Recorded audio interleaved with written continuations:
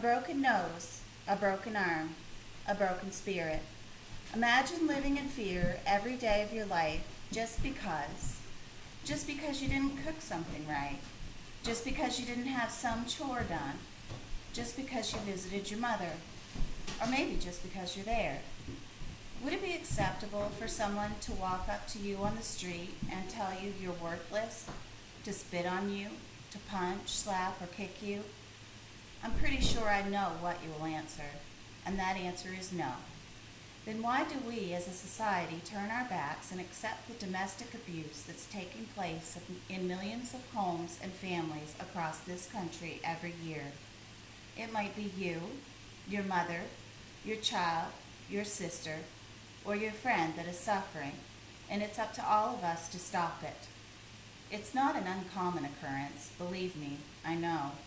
I grew up watching my father abuse my mother, sending her to the emergency room with broken bones and keeping me from her as leverage to control her. I saw many of my friends being controlled by their boyfriends in high school. I talked to the police when the neighbors called them because my daughter's boyfriend was pointing a shotgun at her in the middle of the street, and they said there wasn't anything they could do because they didn't witness it, and there were no signs of physical abuse. And I've lived it, the physical and emotional abuse. For me, my fear was losing my daughter to him if I left. But eventually I did leave because I knew there was no way I was going to let my daughter grow up in fear. So what is domestic abuse? Who are the abusers and who is most likely to be abused? How can we tell if someone's being abused? And how does society contribute to the abuse? And what can we do to help? The Committee on Family Violence of the National Institute of Mental Health defines violence as acts that are physically and emotionally harmful or that carry the potential to cause physical harm, and may also include sexual coercion or assaults, physical intimidation, threats to kill or to harm, restraint of normal activities or freedom, and denial of access to resources. The types of abuse can vary and include physical, emotional, sexual, economic or financial abuse, and stalking. I may be assuming too much, but I think most of us know what physical, emotional, and sexual abuse is, and we all know what stalking is, but I bet most of you have never thought about economic or financial abuse as something that may be a very real concern. Withholding resources such as money or credit cards, stealing from or defrauding a partner of money or assets, preventing them from working, and even withholding physical resources such as food, clothing, medications, or shelter are all examples of this type of abuse. Who are the abusers and who are the abused? In the book titled Understanding Violence Against Women, written by Nancy Crowell and Ann Wolbert Burgess, with the assistance of the United States National Research Council, they find that although men are more likely than women to be victims of violent crimes, patterns of victimization differ. At least 2 million women are battered by an intimate partner each year, and these attacks are more dangerous to women than attacks by strangers. 52% of the women that are victimized by an intimate partner sustain injuries, compared with 20% of those victimized by a stranger. Did you realize that there are about 1,500 murders of women by husbands or boyfriends each year?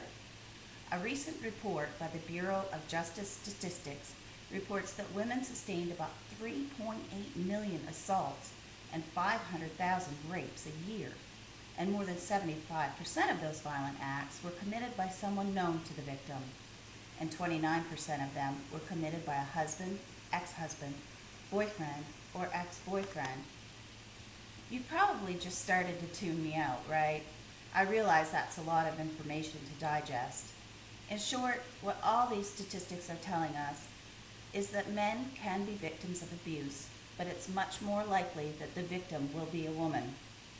And it's not the creep in the Walmart parking lot that we have to be afraid of. It's the man that's supposed to love and protect us that we fear.